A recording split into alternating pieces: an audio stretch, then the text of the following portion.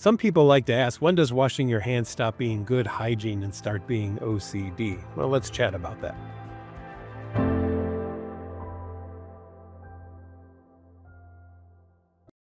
I'm Dr. Patrick McGrath. I'm the Chief Clinical Officer for NOCD. If you're looking for help for OCD or related conditions, check us out at nocd.com. That's NOCD.com.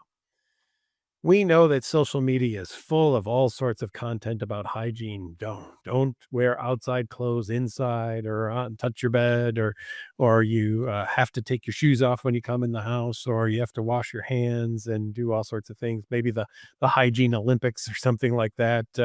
This is something I guess on social media.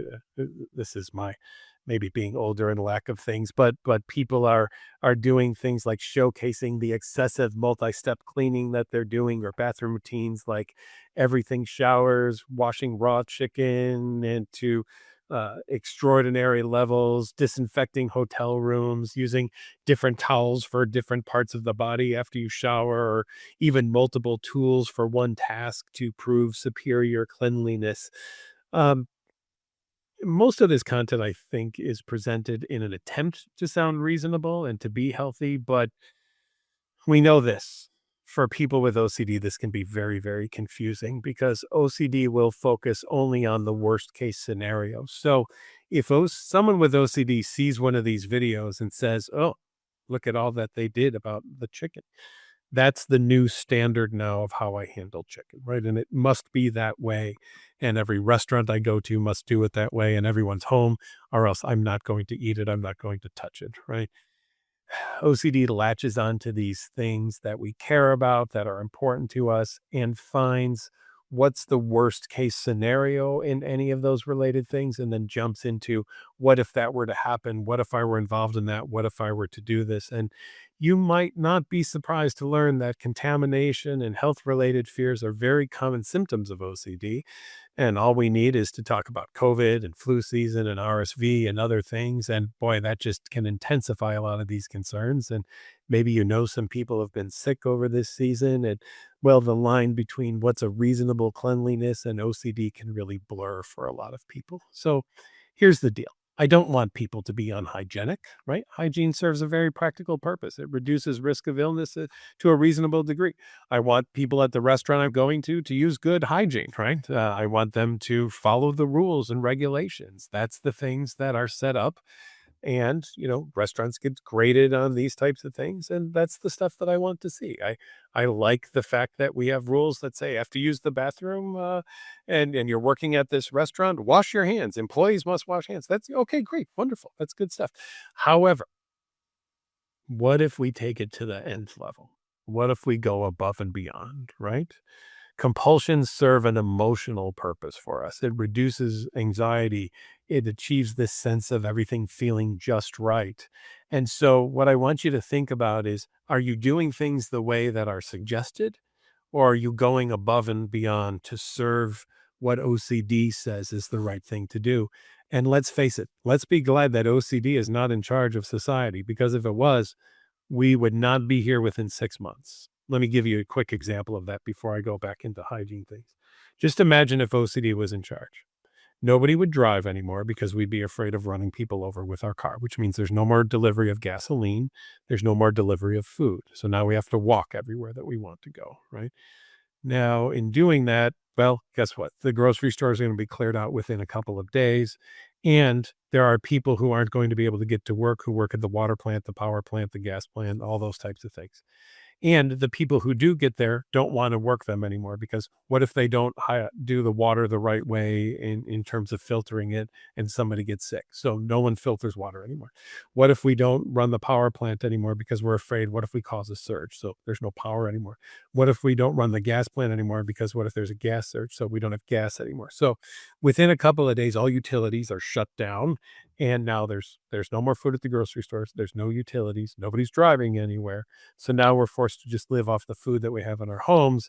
And how do we heat it? Well, we start cutting down all the trees and everything in order to have firewood, but maybe we're also afraid of all the carbon that's putting in the air with the fire. So who knows if we even have fires anymore or not. And as you can see, society just collapses if we just do what OCD wants. So I say all of that as we discuss hygiene to get you to recognize that using OCD as our barometer for what to do, not a great idea. Here's the things with hygiene. Maybe you feel a bit uncomfortable, you can move on, right? OCD says, though, no, intense anxiety, dread, terrible, awful things are going to happen. So, are you changing clothes after being outside because you prefer clean clothes when you're inside? Or is it driven by this intense distress and fear of contaminating your safe space, right? Okay. If you've been working out in the garden all day and your clothes have a lot of dust or pollen on them and you don't want that spread around your house, that's fine. Versus, all right, I'm going to go in the garage, I'm going to strip naked, I'm going to put them in a bag, and I have to take that right into the laundry, run it 3 times in order to get all the pollen out, go take 2 showers to make sure that I'm clean and everything's fine. That's going above and beyond, right? Are you doing behaviors that match what health authorities recommend? The CDC guidelines say using soap and water for 20 seconds when appropriate for washing your hands.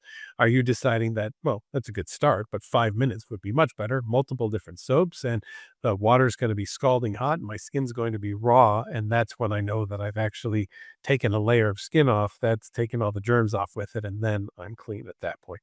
That's when your skin starts to crack and peel and bad things start to happen, right? And then what are you going to do? You're going to look at your hands and go, oh, cracked and peeling, lots of germ potential to get in there. Ugh, I better go wash my hands more. And the cycle starts all over again. Is this taking up a lot of your life, right? Is this causing a ton of time and distress and limiting your activities, right? If you're doing things hygienically, they can be quick, automatic. They don't really disrupt your day much at all. But if it's for OCD, substantial amounts of time, right? Causing a lot of distress, it can prevent you from doing things that you'd otherwise do, or it could lead you to miss things, right?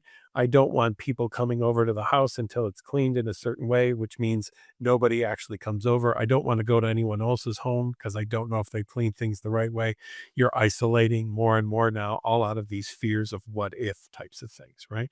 So if you're spending 30 minutes showering, brushing your teeth, and getting ready for the day, and it takes, a half hour for all those things versus a 2 hour shower following all sorts of teeth brushing types of things, following ways that you put your clothes on, and the clothes can't touch the floor maybe because the floor might be dirty, and that if it does I have to start all over again, and now I've missed work and I've already had a warning at work that if I miss again I'm going to get fired, and now it starts to affect my livelihood. These are things to really start to pay attention to, right? Are you able to adjust the behavior if circumstances require it, or does it feel like you must do things in a certain way? For hygiene, yeah, okay. You know what? Drop something on the floor. A lot of people play the old 5 second rule, like, okay, whatever, kind of thing. OCD says, nope, can't do that.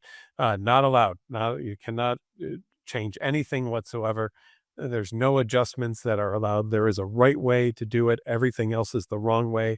And if you deviate from the right way, terrible, awful, horrible things will happen. So maybe you can normally wash your hands after you use the bathroom, but if you're camping, it might just be like some hand sanitizer or rinsing in a stream or something like that. Versus, nope, I've got to go trek 2 miles over to where the bathroom is because I have to use soap and hot water in order to do this. So every time that I have to wash my hands, I'm going to look at maybe an hour trek there and back before I can rejoin all of my friends, right?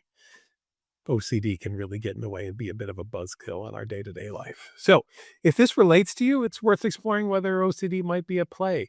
Contamination OCD is treatable with exposure and response prevention therapy. And please note that at NOCD, all of our therapists are really trained in ERP.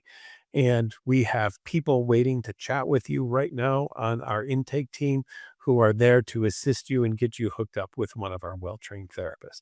They will understand the nuances of OCD. They're not there to judge, they're there to assist.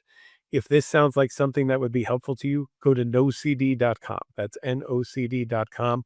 We'd love to book a time with you with one of our intake specialists who can help you get set up with one of our therapists so you can start life-changing exposure and response prevention therapy. We hope to hear from you soon.